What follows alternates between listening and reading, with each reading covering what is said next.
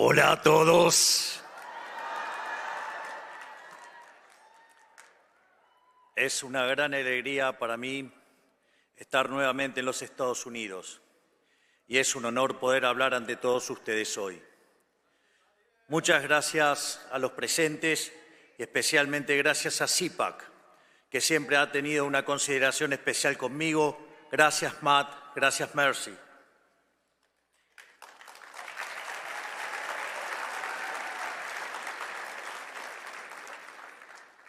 Hace apenas un mes dije en el foro de Davos que creo que estamos atravesando un punto de inflexión en nuestra historia. La historia transcurre en fases o etapas, momentos en donde el espíritu y la idea se materializa en una persona o en un grupo de personas, a veces cercana, a veces con kilómetros de distancia entre ellos, pero con un hilo conductor invisible que si se pudiera observar, presumo sería muy similar a las imágenes que observamos de redes neuronales del cerebro humano. Hoy estamos precisamente en uno de esos momentos en los que la historia, con H mayúscula, está cambiando su curso. Estamos viendo en tiempo real el destino del mundo bifurcarse hacia un nuevo camino, distinto del lugar al que nos estaban llevando las élites y el establishment político de nuestros países. De la misma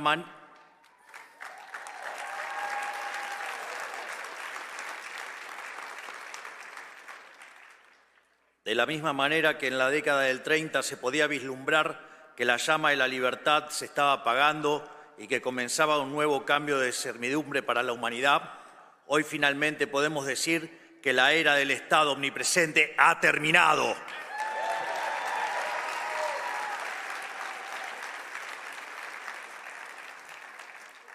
Hoy somos testigos de un momento en el que la larga marcha del Estado sobre el individuo está llegando a su fin. Me refiero, por supuesto, al colapso del modelo colectivista y el amanecer de una nueva era de libertad. Nos hemos preparado para este momento y creo que genuinamente que estamos dando una batalla crucial para el futuro de la humanidad.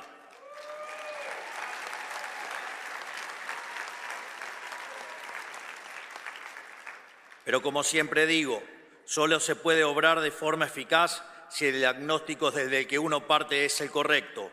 Hay que entender dónde estamos parados y a qué nos enfrentamos para poder saber cómo llegar a donde queremos.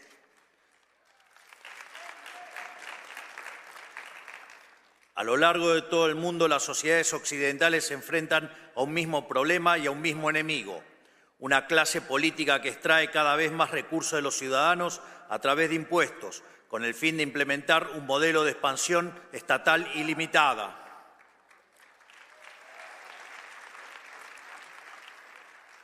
Una clase política con complejo de Dios que pretende regular cada aspecto de la vida de la gente, haciendo honor a una de las máximas del fascismo de Benito Mussolini: dentro del Estado todo, fuera del Estado nada y nada contra el Estado. Hemos llamado a esta clase política el Partido del Estado, una casta extendida cuyos miembros, más allá de diferencias superficiales, comparten la idea fundamental del avance del Estado sobre la sociedad. Son todos aquellos que por interés económico o convicción ideológica o incluso cierto idealismo ingenuo trabajan para los intereses del Estado. Los medios de comunicación tradicionales o ligas y media, la oligarquía sindical, los empresarios prebendarios, los burócratas permanentes no electos y en consecuencia intrínsecamente irresponsables, las organizaciones mal llamadas no gubernamentales que hacen el trabajo sucio de los políticos, las instituciones académicas que proveen el marco teórico para la expansión estatal, los organismos supranacionales y todos los que de alguna manera pertenecen a la gran secta del colectivismo mundial.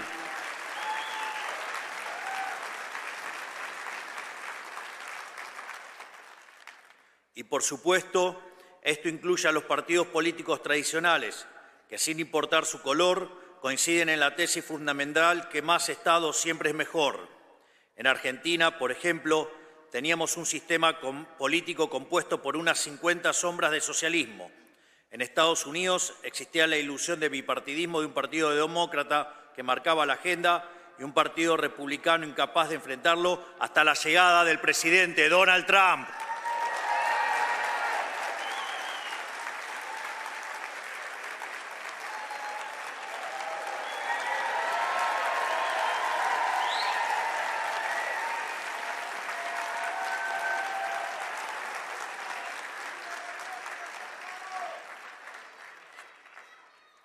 ¡Viva! Curiosamente, el mío lo van a tener que esperar hasta el final.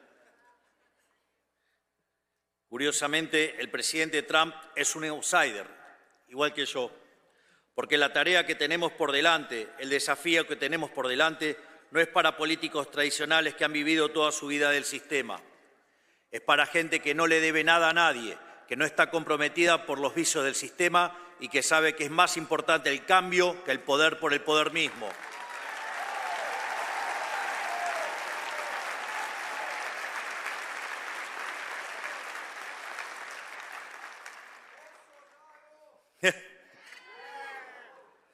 En el establishment político de nuestras dos naciones existía una mentalidad más o menos explícita de que el avance del Estado equivalía a avance de la democracia, que cada conquista del Estado implicaba un acto de justicia social ante las supuestas injusticias de la libertad, que el rol del Estado era llevarnos a una utopía igualatoria mediante la creación sistemática de supuestos nuevos derechos que obviamente debían ser financiados por los pagadores de impuestos.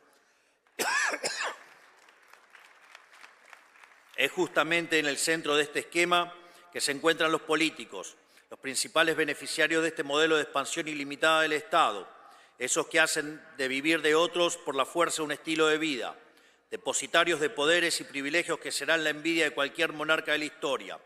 No importan las peleas televisivas ni las supuestas diferencias partidarias, todos trabajan para el mismo Dios, el siniestro, y su manifestación en la tierra, el leviatán del que hablaba Hobbes.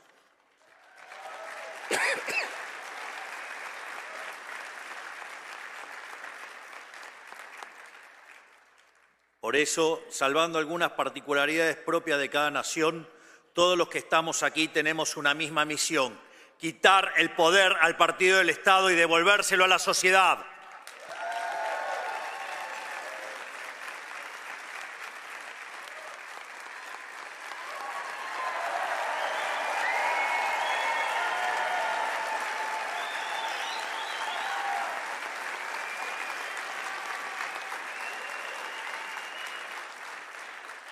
Es decir, como decía Albert Nock, que describió en su libro En nuestro enemigo el Estado, que el poder social fue progresivamente arrebatado y trasladado al Estado por la fuerza. Nuestro objetivo es hacer el camino inverso, aumentar del poder del ciudadano y quitarle el poder al Estado.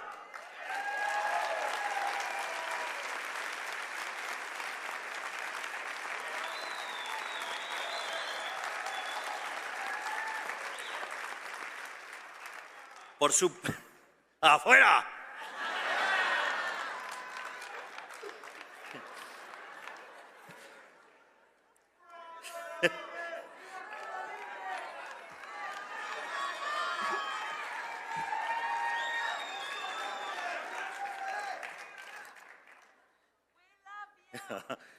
Me too.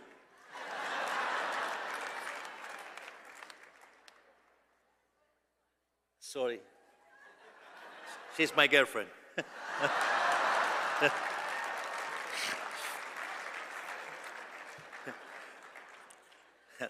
Again, por supuesto, no puede hacerse gestionando mejor el Estado tal cual existe o simplemente administrando correctamente los recursos de que dispone, sino que el único camino racional es achicar el Estado hasta su mínima expresión posible. Reducir el tamaño del Estado es en sí mismo un acto de justicia, porque cada erogación del Estado es una sustracción del pagador de impuestos.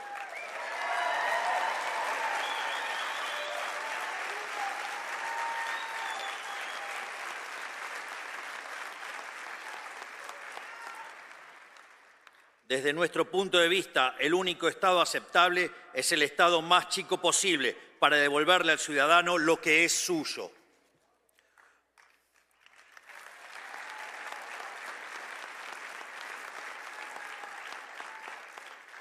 Por eso, todas las atribuciones que no tengan que ver directamente con la protección de los tres derechos fundamentales, que son el derecho a la vida, a la libertad y a la propiedad privada, deben volver a su origen, los individuos asociados de forma voluntaria sin intromisión del Estado.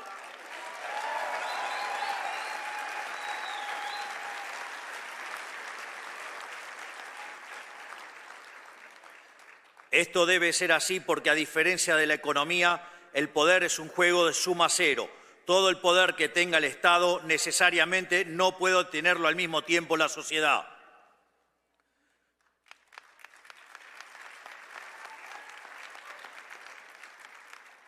Por eso no creemos en soluciones parciales o compromisos de centro.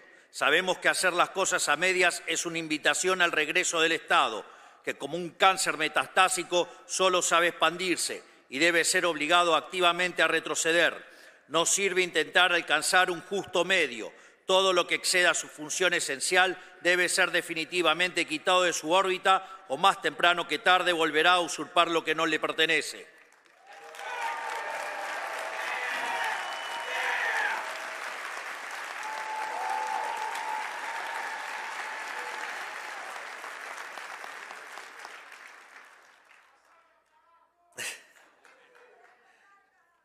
Sabemos que no es una tarea fácil.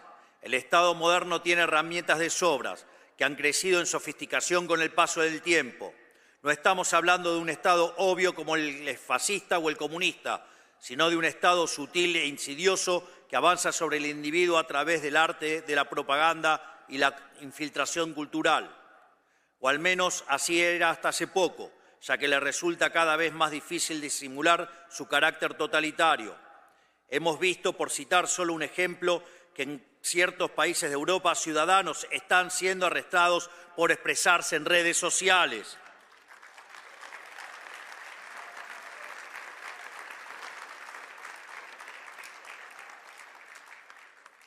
Pero en términos más generales, hablo de la financiación de la academia, incentivando la elaboración de estudios que justifiquen la implementación de políticas públicas intervencionistas y de la compra encubierta de medios de comunicación mediante la pauta pública. Hablo de las múltiples ONGs que viven de nuestros impuestos, de los subsidios a la cultura para producir propaganda. Y aquí en Estados Unidos, por supuesto, el escándalo de USAID, que destinaba millones de dólares de los pagadores de impuestos a financiar desde revistas y canales de televisión a fraudes electorales como en Brasil o gobiernos con aspiraciones discriminatorias como el de Sudáfrica.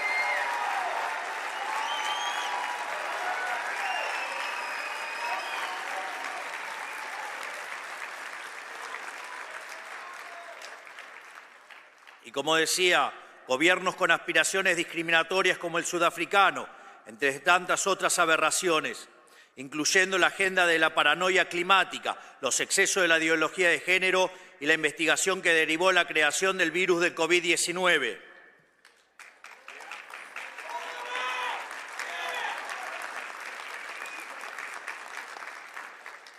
Sin embargo, lo único que realmente logra este mecanismo de bajada de línea globalista es transferir riqueza de la clase baja de un país rico a la clase alta de un país pobre. En pocas palabras, hablo de una red global de influencia y formación de opinión pagada con los impuestos de los ciudadanos, un aparato de propaganda sin precedentes en la historia humana, quizás el escándalo político más grande que hayamos visto. Y luego esos mismos hipócritas acusan a Elon Musk de interferir en las elecciones de otros países.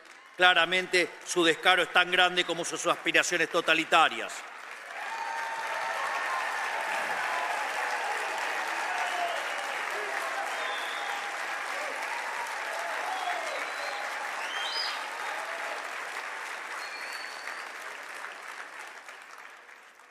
Y si ese nivel de colectivismo en sangre hubiera tenido soluciones, sus apologistas tendrían al menos algo a lo cual aferrarse, pero ni eso.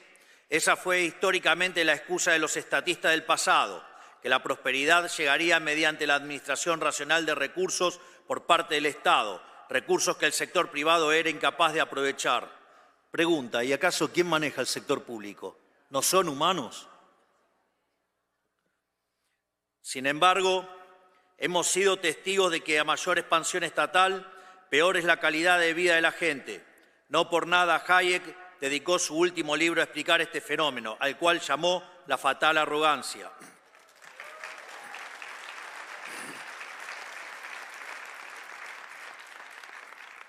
Pero esto no es accidental.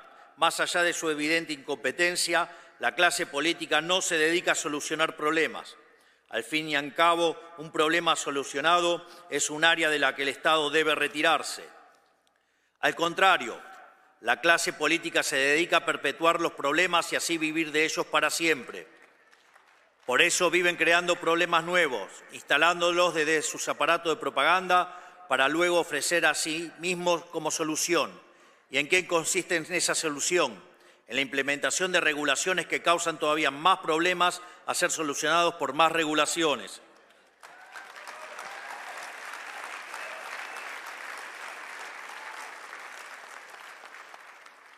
En medicina se usa el término iatrogenia para referirse al daño que sufre un paciente como consecuencia de la atención médica.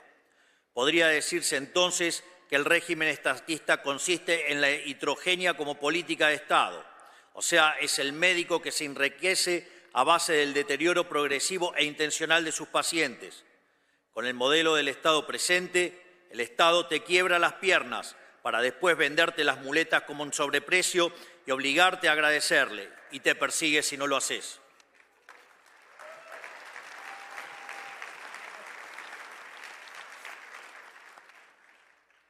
Como contrapunto, dicen algunos testimonios que en la medicina tradicional china el médico familiar cobraba honorarios de forma constante por mantener a la familia sana.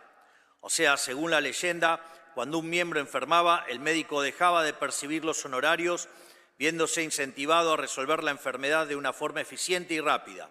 Imagínense tan solo pudiera funcionar así el Estado. Cuánta miseria nos hubiéramos ahorrado.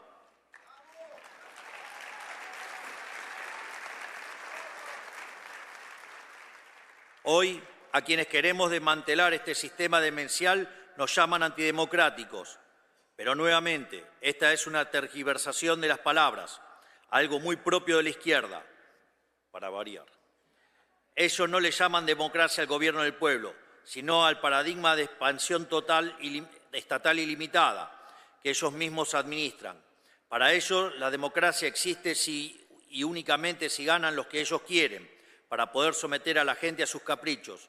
Pero cuando la minoría electoral son ellos, la elección de la mayoría pasa a ser autoritarismo. De hecho, muchos de los que nos acusan de antidemocráticos ni siquiera fueron electos. Toman decisiones que afectan a miles de millones de personas alrededor del mundo y, sin embargo, nadie los conoce. No son responsables ante nadie más que sí mismos y no pueden ser echados por el voto popular. Y así y todo vienen a hablarnos de democracia.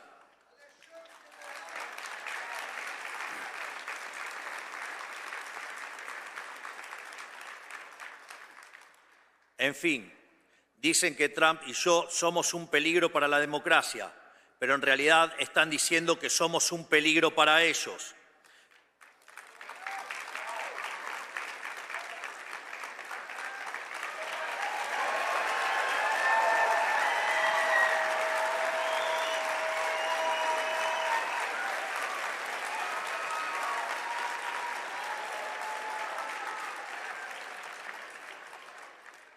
Somos un peligro para el partido del Estado, para quienes viven de su expansión ilimitada, para quienes quieren un individuo dependiente y sometido a sus caprichos regulatorios. Y ¿saben qué? Tienen razón, somos su peor pesadilla. Venimos por sus privilegios, habiendo sido elegidos por la mayoría de cada uno de nuestros pueblos, con el mandato claro de quitarles un poder que no les pertenece.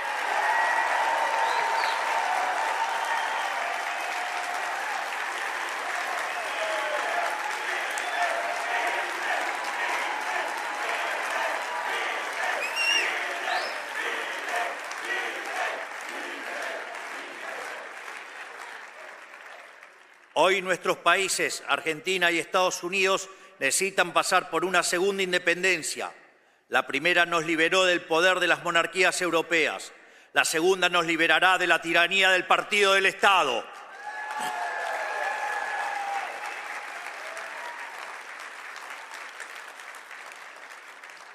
Por eso hemos puesto tanto esfuerzo en identificarlo, porque no se puede luchar contra lo que no se conoce. Y tener un enemigo bien definido es un aspecto fundamental de nuestra batalla cultural. Ahora ya lo conocemos, le hemos ganado en las elecciones y estamos en proceso de desarmar su leviatán, que es una herramienta de opresión perpetua.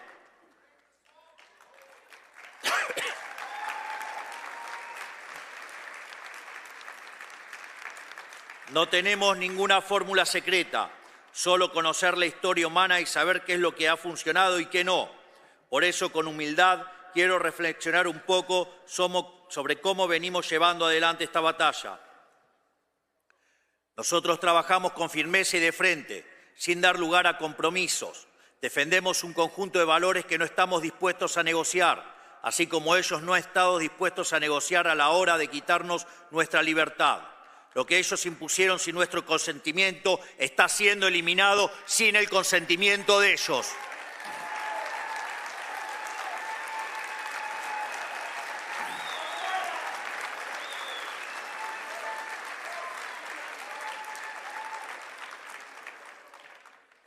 Por eso hemos pasado la motosierra por los sectores y atribuciones del Estado que consideramos superfluos, redundantes, innecesarios o directamente perniciosos para la sociedad.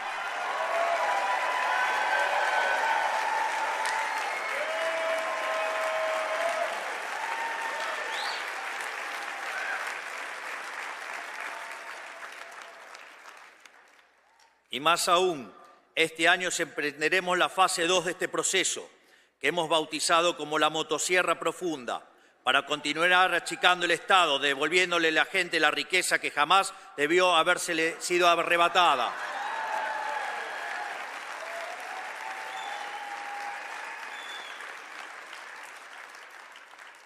Lo interesante es que este proceso de justicia tiene un correlato político, porque por su naturaleza el partido del Estado se financió históricamente de gasto público mal asignado y de negocios turbios con el Estado. Por eso, achicar el Estado es cortarle la manguera a los clientes del Estado enquistado en él, que ejercían una feroz resistencia al cambio, valiéndose el dinero de los pagadores de impuestos para mantenernos subyugados.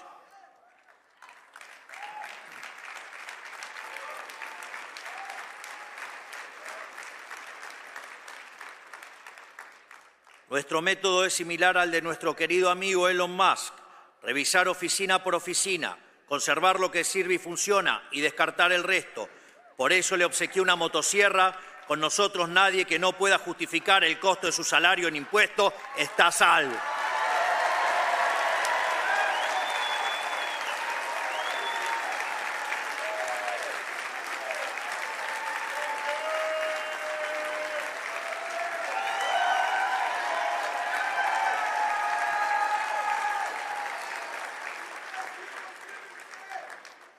Muchos de ellos tendrán que volver al sector privado y ganarse la vida ofreciendo sus bienes y servicios en el mercado, tal como los pagadores de impuestos de los que han vivido tantos años. Mi más sentido pésame a los políticos que creyeron que este momento nunca llegaría y no están preparados, porque se van a llevar un baldazo de agua fría.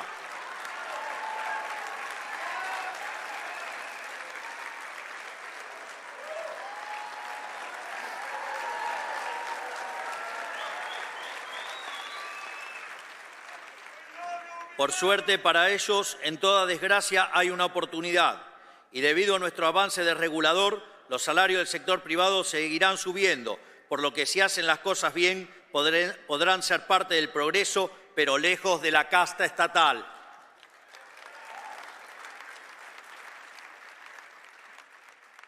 Como ya he dicho, esto no es una tarea sencilla.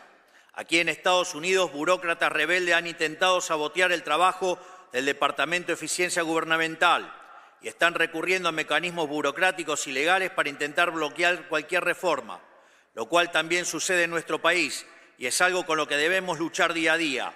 Pero nada de eso nos ha tomado por sorpresa. Somos conscientes de que van a hacer lo posible por detener este cambio, sin importar el daño resultante. Si tienen que destruir el mundo para conservar sus privilegios, lo van a hacer. Y nosotros vamos a seguir luchando.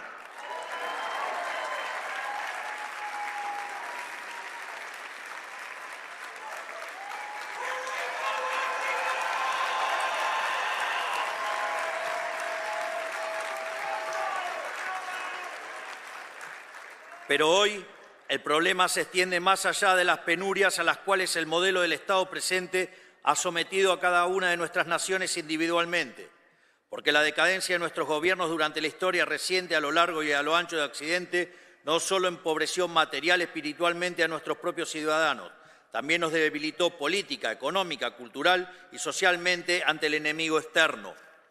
Nos volvió moralmente débiles y nos hizo vulnerables ante las peores expresiones de la barbarie, los peores enemigos de la libertad.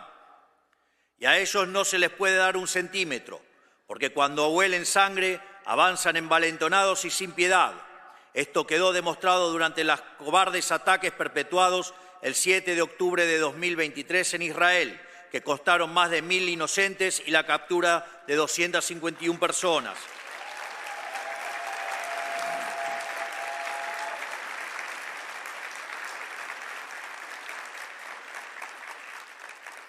Esta semana Israel recibió los cuerpos sin vida de la familia Vivas, que permanecían secuestrados por el régimen terrorista y asesino de Hamas, entre los cuales se encuentra una madre y sus 2 hijos, un niño de 4 años y un bebé de tan solo 9 meses. Es tan inescrupuloso y sanguinario este régimen que, en el último gesto canallesco, no tuvieron mejor idea que exhibir burdamente sus ataúdes ante el vitoreo de una multitud sin el más mínimo respeto. Esto es lo que está en juego y no podemos darnos el lujo de fallar. Por eso es fundamental que las naciones que hemos abrazado las ideas de la libertad permanezcamos unidas y colaboremos unas con otras.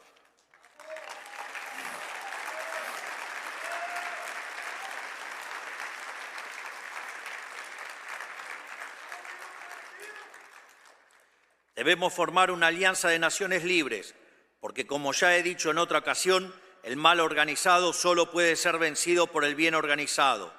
Solo mediante esta internacional de derecha podremos ponerle un fin a la casta política a la que nos enfrentamos, que está hundiendo a Occidente en la más oscura profundidad, y recuperar el ímpetu para proteger a las fuerzas despóticas que nos quieren subyugados.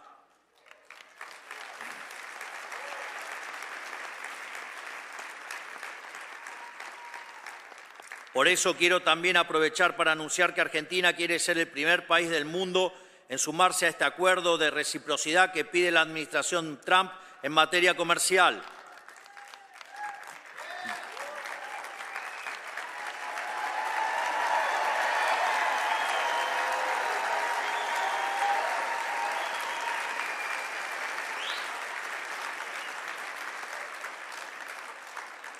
De hecho, si no estuviéramos restringidos por el Mercosur, la Argentina ya estaría trabajando en un acuerdo de libre comercio con los Estados Unidos que sea mutuamente beneficioso y que no cargue injustamente sobre las espaldas de los productores argentinos, pero tampoco sobre los de los americanos.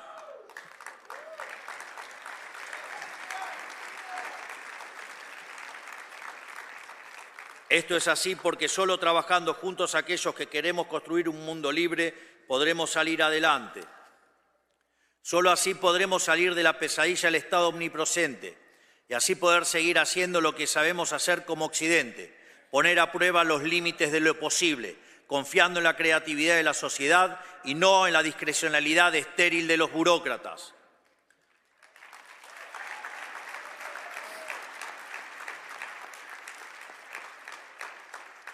Solo así podremos retornar nuestro camino de grandeza como civilización, haciendo honor a nuestros antepasados que dieron la vida por ver un mundo libre y una humanidad próspera. Solo así, finalmente, podremos reencontrarnos con nosotros mismos y volver a crear en aquello que nos hizo grande como civilización. Que Dios bendiga a la República Argentina, que Dios bendiga a los Estados Unidos y que las fuerzas del cielo nos acompañen. ¡Viva la libertad, carajo!